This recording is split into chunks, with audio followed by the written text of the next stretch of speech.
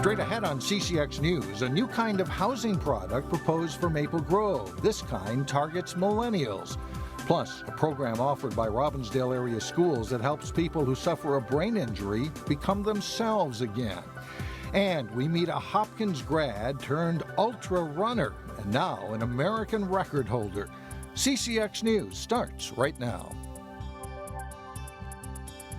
Hello everyone, and thanks for joining us. A unique kind of housing product is proposed for Maple Grove, one that aims to fill a need for millennials. They are new single-family homes that instead of owning, people can rent.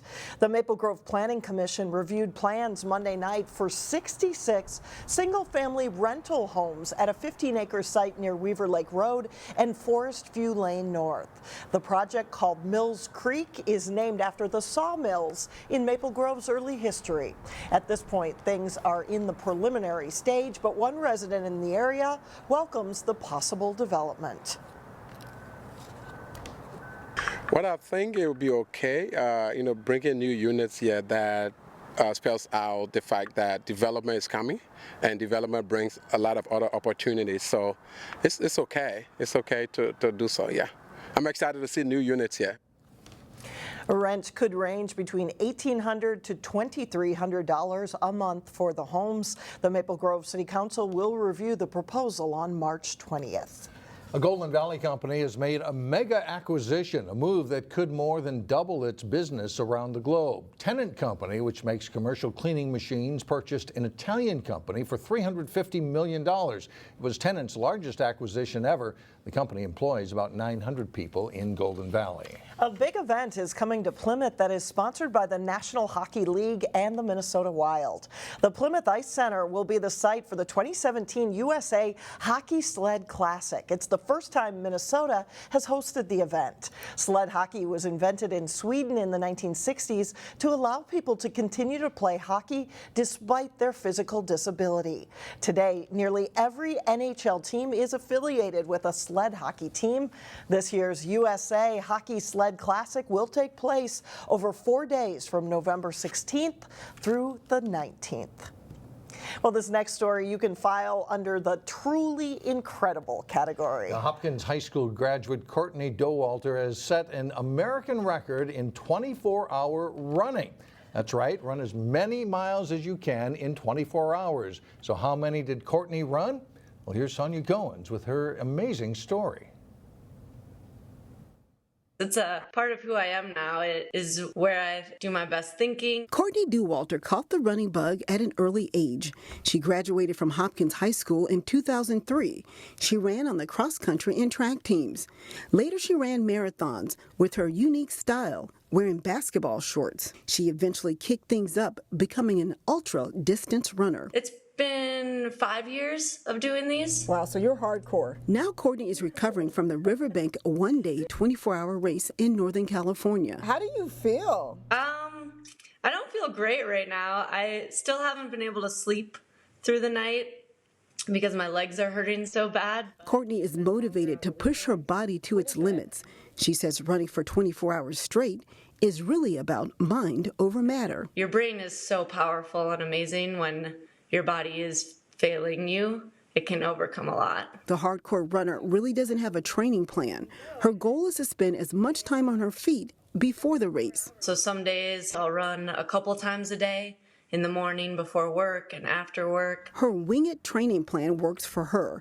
During the Riverbank race, she averaged 9 minutes 20 seconds per mile. She snacked on candy and power bars while stopping to take small potty breaks, but she didn't sleep at all. You just kind of get in a zone and you don't think about how you're supposed to be sleeping like a normal human. The race is on a track. Every 4 hours, runners change directions. Sometimes it felt like an impossible task to go one step further, and then a few miles later, you'd get back in your groove. Courtney pushed on, ignoring body aches and the lack of energy, and it paid off big time. I broke the record, the American record, with about 45 minutes left on the clock. While running 24 hours is a daunting task, Courtney encourages others to lace up their shoes and give it a try. Just give it a shot. There's no harm in trying, and I think everyone can surprise themselves with what they're capable of if they put their mind to it.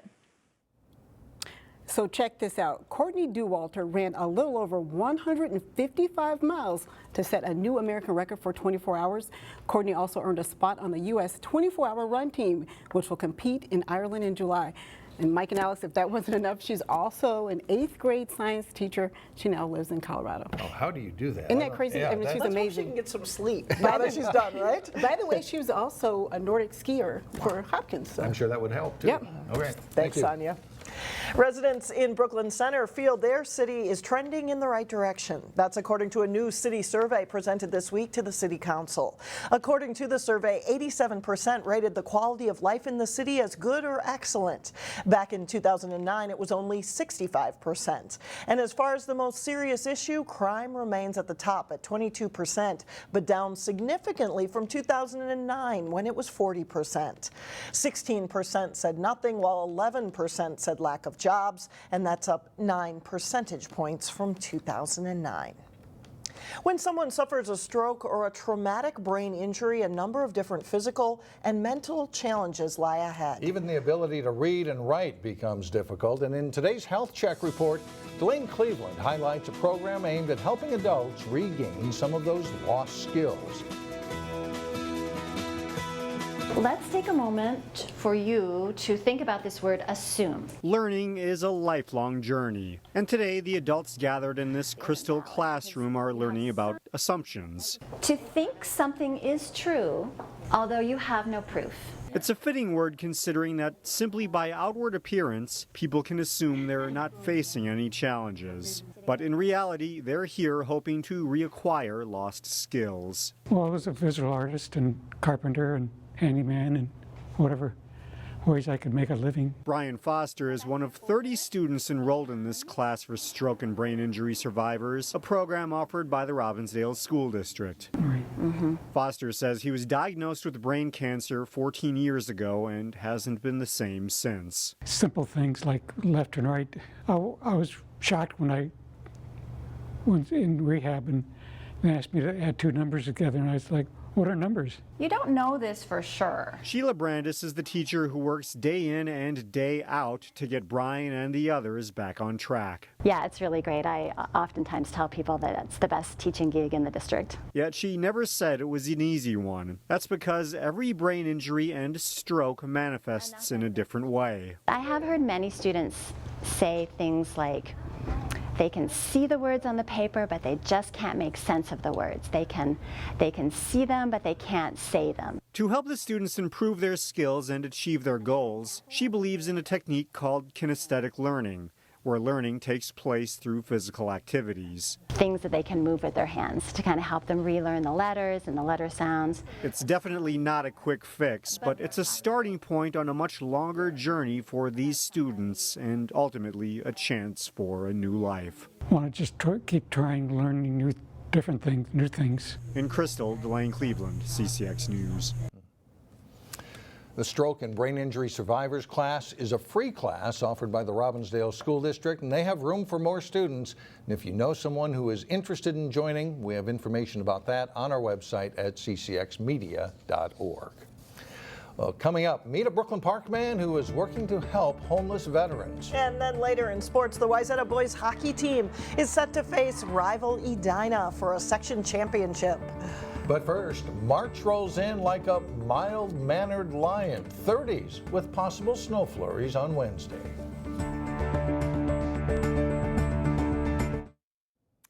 It is a difficult issue to crack. There are around 400 homeless veterans in the state, and a Brooklyn Park man who has spent his career with the Minnesota Army National Guard is at work hoping to end the problem. Most recently, Neil Lloydold served as commander of the 34th Red Bull Infantry Division, where he led more than 10,000 Minnesota soldiers. He relinquished those duties in January, and now he's president and CEO of the Minnesota Assistance Council for Veterans. And Alexandra Renslow sat down with Neil Lloydold to hear how his military experience will help in this new role. So I've spent 32 years serving the nation and serving soldiers in my formation, and this allows me a similar opportunity to continue to serve homeless veterans, but citizens of Minnesota nonetheless. I mean, I have said there's no greater honor for a young person than to serve their country, and I think there's probably no greater honor for a citizen than to be able to serve other citizens. And ending veterans homelessness is what your organization is tasked with. What are the factors that lead to veterans homelessness? You know, veterans frankly find themselves homeless for the same sort of reasons that other people find themselves homeless, but one of the things that I am learning in my short tenure here that can be a challenge is there's a portion of our veteran population that is used to good, strong leadership. Someone to help them through things, someone to tell them what to do, someone to guide them, and they leave the military, and as one veteran explained to me just 2 days ago, I found myself in this crazy spin that I couldn't seem to get out of until I fell to such a low level that, you know, I just needed to ask for help. But it's criminal records, it's marital problems, it's an inability to find housing, it's the lack of a job or a loss of a job. Those same things that we find throughout the normal, if you will, homeless population affect veterans equally as well. So how do you go about ending homelessness for veterans in the state? Are there a top 1 or 2 things that are the main priority? There are. First, let me say what we focus on at MACV is we are the connective tissue between the veteran and the existing service. We don't duplicate services. We don't have our own doctors. We send veterans to the VA. We don't have our own counselors, financial counselors. We send people to Lutheran Social Services, etc. We do that through 3 ways. Stable housing, employment, and legal services. Most of our clients have some barrier to both of those. Some legal barrier, as I mentioned to you before, primarily a conviction that usually is a result of chemical dependency or untreated mental illness that leads you into this downward spiral I described to you, and so we use a combination of those 3. First, into housing, because if you're safe, you're more likely to address your issues. Our legal team sort of helps to deal with those issues, and then we want to work you towards permanent housing solutions and long-term employment so you can take care of yourself and put you back on your feet. All right, a job ahead of you. A big job, yes, but one I'm excited for. Neil Lloyd, thanks so much for joining us. Thank you very much. Well, coming up, a Mardi Gras celebration right in our own backyard. But first, another great boys basketball battle between Maple Grove and Osseo. John Jacobson has that and more coming up next in sports.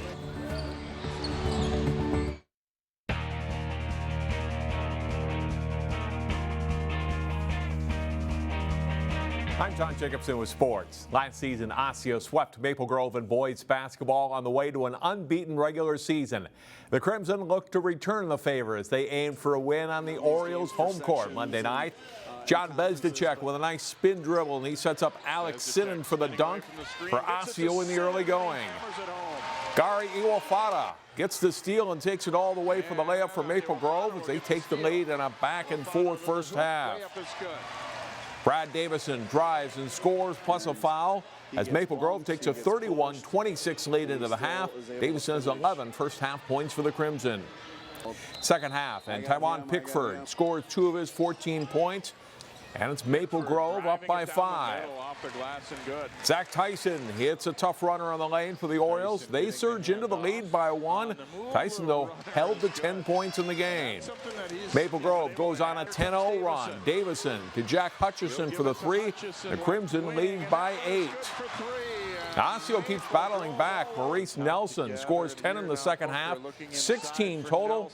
But Davison's 27 points helps Maple Grove improve to 22-2. They win it over Osseo 65-61. The Wayzata boys hockey team made its 4th trip to the state tournament last season, ultimately winning the first championship in program history. The 2016-2017 Trojans have taken a different path, but they will play for a spot in the state tournament Wednesday night. Trojans face Edina for the Section 6AA title at Mariucci Arena. They struggled during a 7-17-1 regular season, but the Trojans have posted back-to-back shutouts of Armstrong Cooper and Creighton-Durham Hall in the first 2 rounds of sections. It's a team that's stuck together.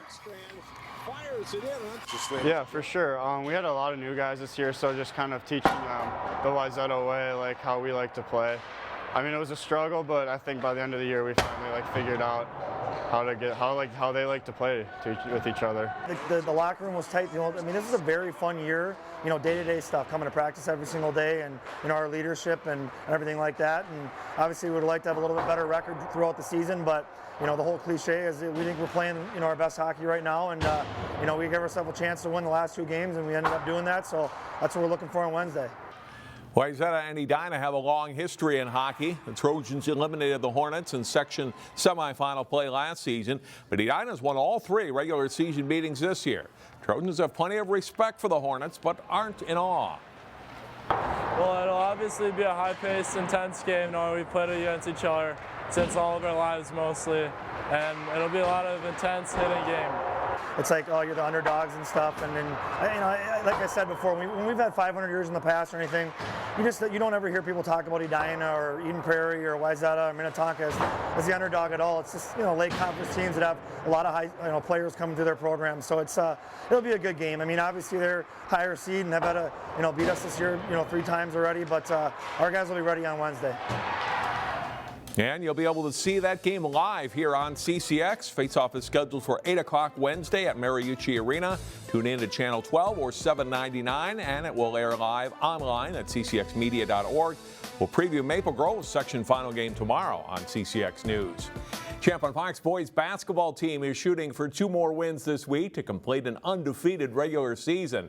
On this week's Sports Jam show on CCX, we meet Rebels standouts Theo, John, and McKinley Wright. Here's part of what you'll see. The pair complement each other well. Wright averages 22 points, 8 rebounds, and 8 assists per game. He's a dangerous guard who attacks the basket at will and has improved tremendously as a shooter. McKinley, he has heart. He loves playing basketball, and he's going to give it your all each and every night. And we work well together. We've been playing together since 7th grade, so we know each other pretty well. Every year I feel like his talent has kind of doubled. He just continues to get better and better. He's just so strong and aggressive. John averages 14 points and 9 rebounds. And most impressive is his work as a rim protector. The 6'9" center contributes better than 5 blocked shots per game. You can see the rest of that story and much more on Sports Jam. It's on through Wednesday at 3:30, 6:30, and 9:30 p.m.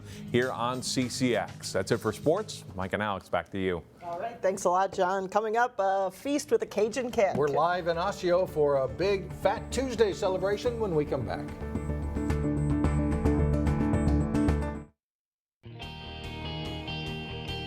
Well, finally, a Mardi Gras celebration right in our own backyard. You're looking live inside Nola Bistro and Lounge in downtown Osseo, which is expecting more than 200 people tonight for a big Fat Tuesday celebration.